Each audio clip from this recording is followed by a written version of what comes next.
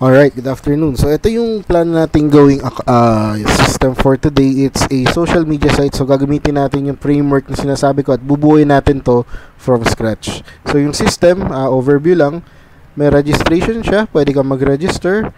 And then, may login din siya. Okay? So, pwede kang mag-login.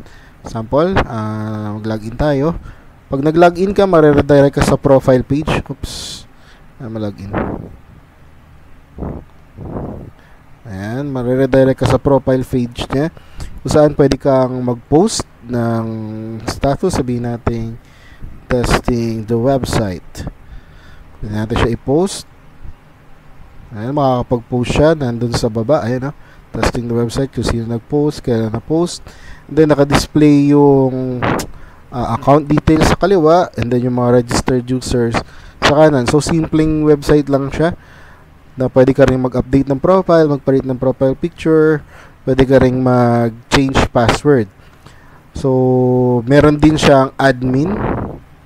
So, admin 123 ang password niya. Ang kaya naman gawin ni admin is kaya niyang mag-delete ng post. Okay?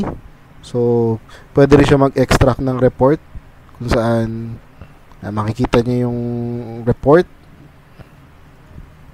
ng mga post. So, pwede na-extract siya parang Excel file.